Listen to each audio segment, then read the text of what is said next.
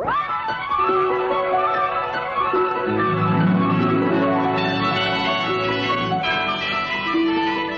Lucy Show. Starring Lucille Ball. Co-starring Gail Gordon.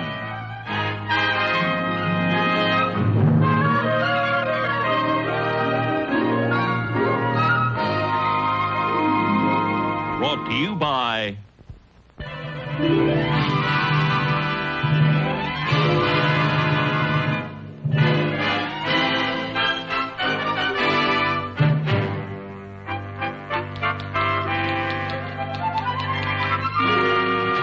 Mrs. Carmichael? Yes, sir. These reports have to be typed and these filed right away. But, Mr. Mooney, it's 6:30 already. Well, thank you, Mrs. Carmichael. I still know how to tell the time. But all this work will take me at least 2 hours. Will I get paid time and a half for overtime? No, you won't get paid anything. But that's not fair. I'll be working later than anybody else. You got here later than anybody else. I had a good excuse for being late this morning. Good? Yes. Believable? No. I'm sorry, Mr. Mooney, for being late, but the smog was so thick I couldn't find the bus. No, get to work, please. Yes, sir. Working overtime for no money. Nobody appreciates anything around here. Oh, yes, they do. Only this morning I called our president, Mr. Cheever, and I told him that my chair was worn out, and he told me that I would get a new chair. Yes, indeed. They reward people around here who use their heads. Then how come your chair wore out in the seat?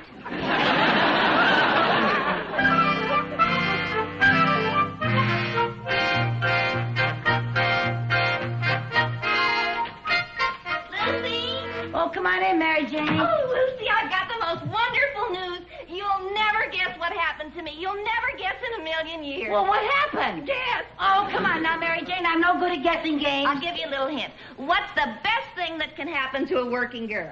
You're getting married. No. No? You're engaged?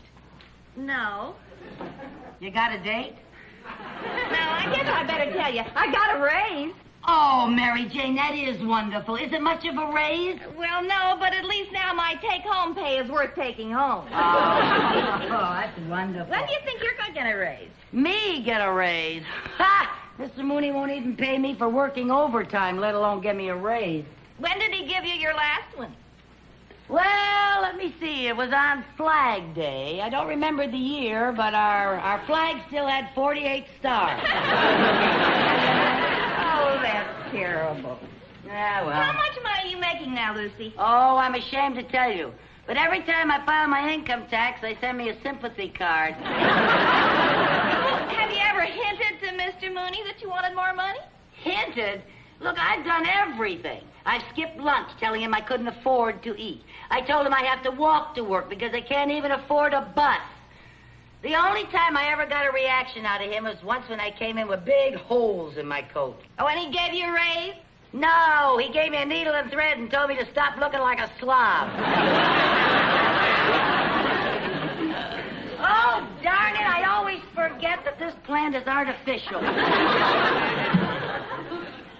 I just don't understand it, Mary Jane. Seems to me that everybody in that bank has gotten a raise except me.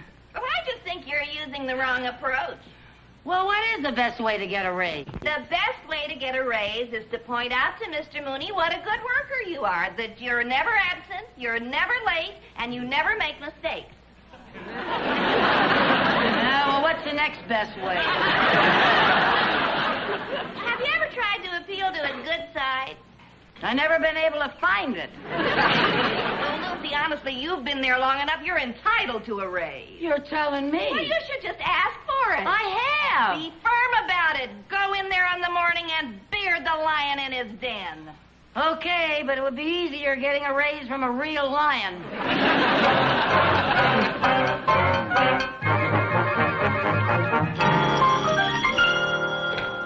Mooney speaking. Oh, hello, Mr. Cheever. Yes, sir, the new chair arrived, sir.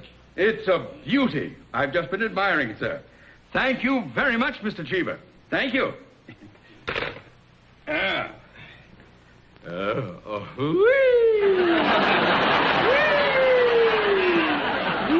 Mr. Mooney.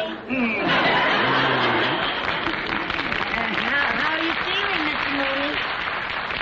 Oh, I'm all right. And how is Mrs. Mooney feeling? She's all right. And how was your... No, you cannot have a raise. How did you know I was going to ask for a raise?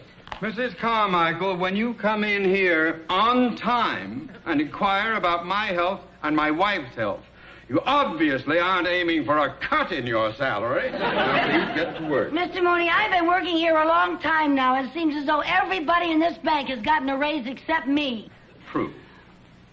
Well, Mr. Mooney, I realize I haven't been a very efficient secretary. True. And I am almost always late. True. And I do take a little too long on my coffee breaks. True. And I'm not a very good typist. True. But, Mr. Mooney, you're not going to give me a raise, are you? True.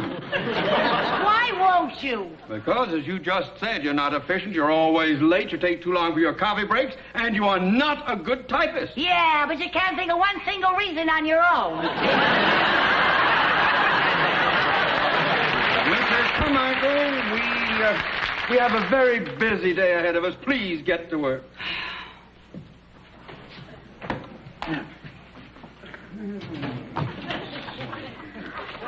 Mr. Mooney, What now? I think you are taking a very unappreciative attitude after all I've done for this bank. Just what have you done for this bank? Well, in what condition was this bank before I came to work for it? It was the third largest financial institution in the city with assets of $300 million and 31 branches. And what condition is it in now? It is the third largest financial institution in the city with assets of $300 million and 31 branches. You see, I haven't heard it one bit.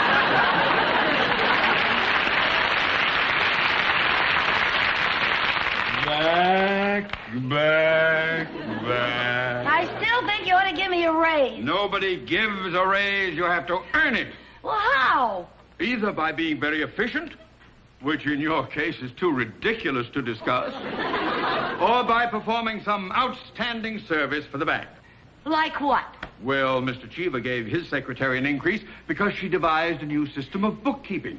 She also suggested an advertising slogan for the bank.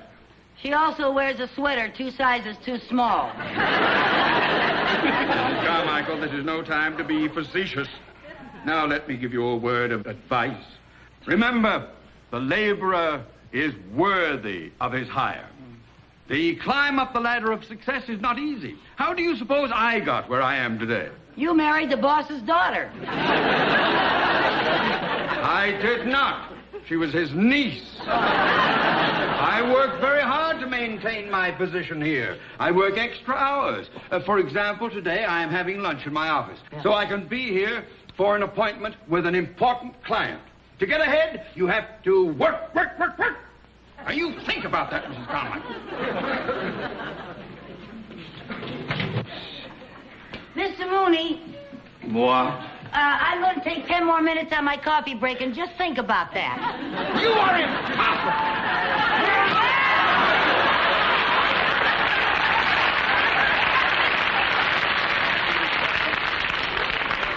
You got your new chair, huh?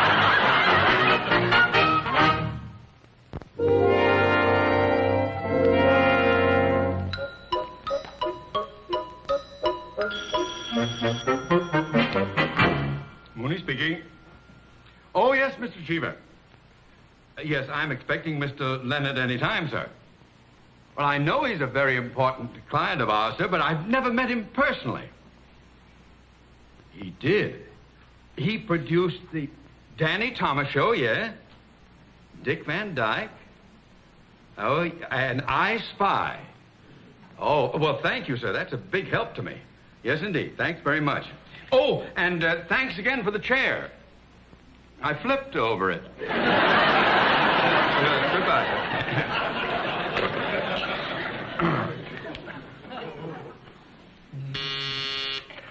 Yes, Mr. Sheldon Leonard is here to see you, sir. I'm expecting him. Send him in, please.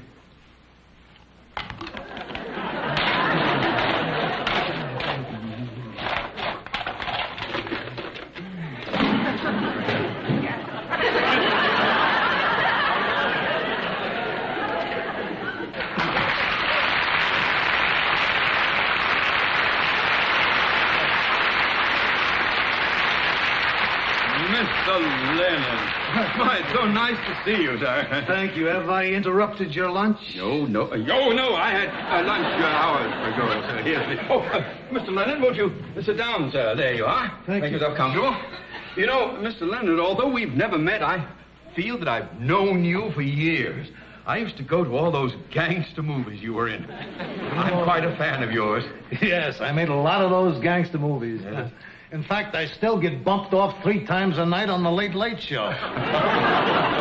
Well, you were so believable as a gangster. Maybe I was too believable. Every time I stepped out of the house, the cops arrested me. Well, now, surely you explained to them who you were. Well, yes, I did, but from force of habit, I'd say it like this. I'd say, all right, get your hands off of me, copper, or you'll wind up in a cement kimona.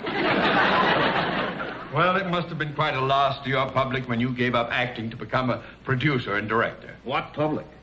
No. I was one of those actors that people would see on the street and they'd say, hey, look, there goes, what's his name? The face was familiar, but they couldn't remember the name. Well, you have to expect that of people. From my own kids? Yeah.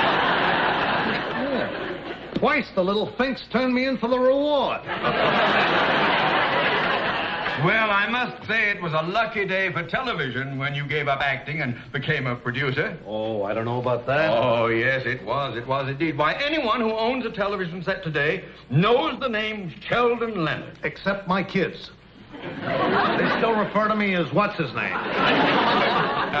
Well, I won't forget your name. Oh? No, sir. I love those television shows of yours. There's that Danny Thomas show, the Dick Van Dyke, I Spy. That is the most wonderful show. The way you have worked that around so that the... Why, Mr. Leonard, you're blushing. Am I embarrassing you? Well, yes. But please continue. You forgot Andy Griffith's show and Gomer Pyle. Andy Griffith and Gomer Pyle, yes, and I understand that you are currently creating a new series. Well, yes, that's right. We're shooting the pilot now. You're shooting the pilot? That's an expression in television. It means that we're making a test, a sample film, you know. In fact, that's why I'm here to see you. Oh? Yes, we have a scene in which there's a bank holdup. And I think it would be more realistic if we filmed it in an actual bank. So, with your permission, I'd like to film it here. Film it here? Yes. In this bank? Yes. Well, now, I'd like to oblige you, Mr. Leonard, but that would disrupt our entire day. Well, I don't intend doing it during your business hours. No, we'll film it at night after the bank is closed. Well, it's unprecedented and against all regulation. We're bonded and fully insured. Well, I'm afraid not. It's quite out of the question. The screen credit will read Technical Advisor Theodore Mooney. That's Theodore J. Mooney, and when do we start? We want to film it tomorrow night, but I'd like to come in tonight and rehearse the scene with my principal actors, if you don't mind. By all means. And don't you worry about anything going wrong, Mr. Mooney. I'll watch your money as if it were my own. Well, with all the shows you do, most of it is. That's a little joke. I just made that up. Right on the spur of the moment. Maybe you could use it in your... It's not very funny. Is there anything else I can do for you, sir? Well, I would like to familiarize myself with the layout of the bank here. In the words of the trade, I'd like to case the joint. Case the joint. By all means, help yourself. Make yourself at home. Oh, I'd better give you a key, Mr. Leonard. Yes. Now, here's the key to the front door of the bank, so you can use that tonight. Ah, thank you. You're welcome. Very much. A great pleasure meeting you.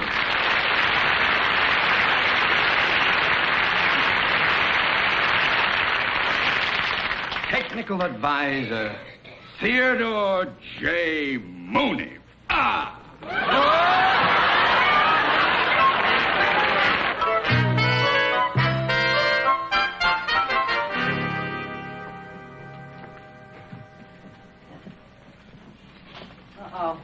The bank's kind of busy. Give me your check, Mary Jane. I'll have it cash for you so you won't have to wait in line. Okay, thanks. Would you like the bills in any particular denomination? Well, I'd like it in tens, but it's only for $5. This'll only take a minute. Maggie, when you get a chance. What's the matter? Shh. What's the matter? Shh. The bank is going to be held up. Hold up. How do you know? That man behind us is a gangster. A gangster? Yeah, look. No, don't look. I don't want him to get suspicious. Now you can look. Don't look so long. Susie, how do you know he's a gangster? Shh, because I recognize his face. Just look at him. Don't look. Well, are you sure he's a gangster? Of course I'm sure. But he's probably one of the 10 most wanted crooks in the whole country. Doesn't he look like a crook to you? Don't look. You know something? I think I saw his picture in the post office. Boy, he's got a criminal face if I ever saw one. With those beady eyes, that thin, cruel lips, and that low-slung forehead. And look at that receding chin. He hasn't got a receding chin. Shh. He probably had a chin job. We better call the police. Hey, we can't call the police. He hasn't done anything yet. I'm going over and see if I can hear what he's saying.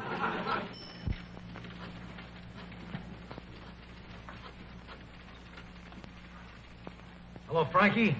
It's all set for the bank tonight. Yep, it's a perfect setup. Have the boys here at 8 o'clock. No, we can't wait. We have to shoot the pilot.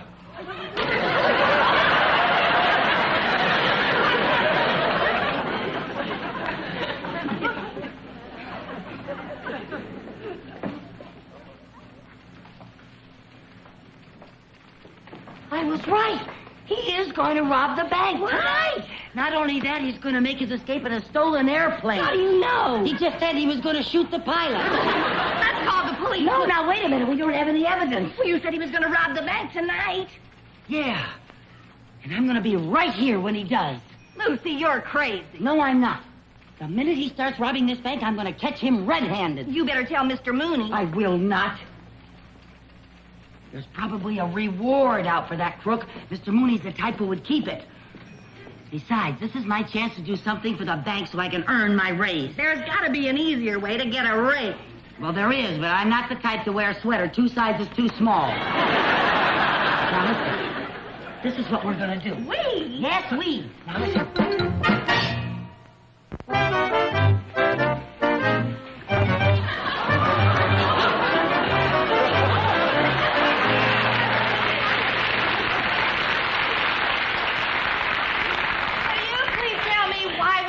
Dress up like trick or treat. I already told you so they'll think we're scrub women and not kill us. Well, I hope not. I wouldn't want to get caught dead in this outfit. Never mind. Hey, Charlie, you wait in the car.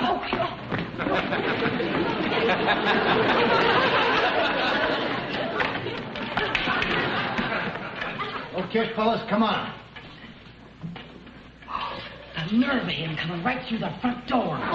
Really, stop it. Don't talk.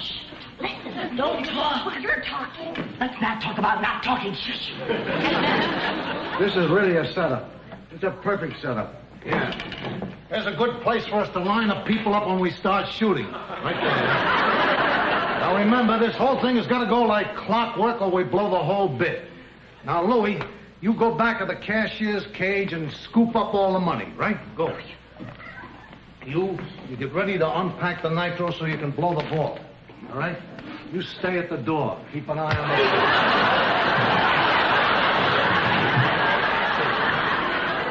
We can... Louie. Hey, Louie. Now, where did he get to? What's the matter, boss? Louie disappeared. Go get him, will you? You bet. Now, I want you to remember that you got to keep an eye on this door all the time.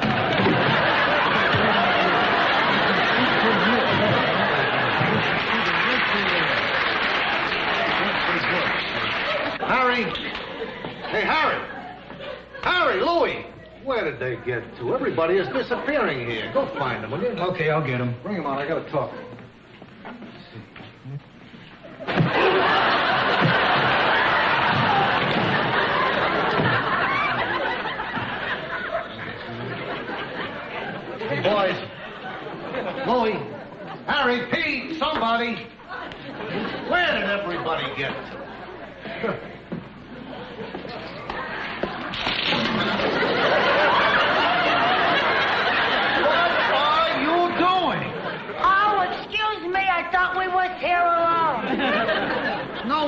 wasn't here alone. Oh. Did you see some men go back there? Men? Yeah. If there was men back there, do you think we'd be out here? I'd better go see for myself.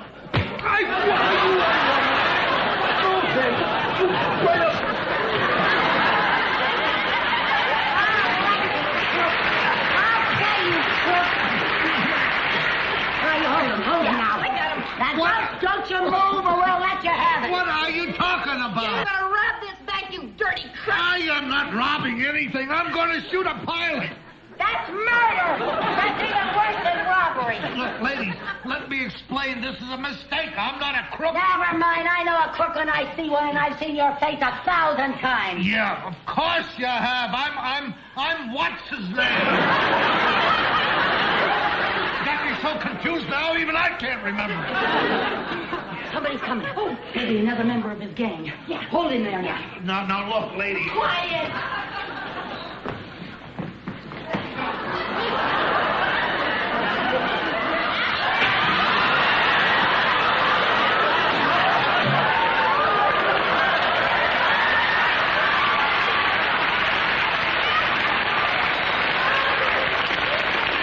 He's holding up his own bank. What are you talking about? Now, what's going on here? Mr. Mooney, he was robbing your bank! Oh, he's not doing anything of He's the a kind. big crook, boy. Get your hands We up. got him. Come on, get your hands off here. You don't know what you're talking about. Oh, I don't know what you're talking He's about. got a whole bunch of men here. He was robbing the bank. Oh, You're my. making a big mistake. You're making a mistake. Oh, You mean he's not here to rob the bank? of course not. I'm terribly sorry. Now, what happened? I don't know. All the years I've been in the business, I never had to fight any gangsters as tough as these two broads. Oh, who are you? What are you doing here? I'm rehearsing a new television series here. A television series? Yes, he's the well-known actor-producer. Actor! Oh, of course. Oh, I should have recognized you. Why, well, whatchamacallhim? What's his name? He's Sheldon Leonard. Hey, Sheldon Leonard! Oh, Mr. Leonard. Oh, I feel so embarrassed. I'm terribly sorry. Come on, Mary Jane, let's get out of here. I'm sorry. Just a moment, you two. Just a moment. I want to know what's going on around here. Well, Yeah, so do I. yeah, well, I'm Mr. Mooney's secretary, and I thought you were robbing the bank, and Mr. Mooney said I could earn a raise if I did something extra and special, and when I heard that you were going to shoot a pilot, well, I thought you were crooks, and that if I caught you, I'd get a raise, and the Department of Income Tax could stop sending me sympathy cards. What's he saying? I wouldn't know. I speak 7 languages, but not hers. I'm terribly sorry. Come on, Mary Jane. No, wait a minute. Come back here. Come here. What? You ever done any acting? Acting? Yeah. No, sir. Well, I suddenly got this idea for a new television series. You see, it would be about this kooky red-headed girl, you see, and she works in a bank, and she gets into all sorts of impossible situations, and forget it, nobody would ever believe it.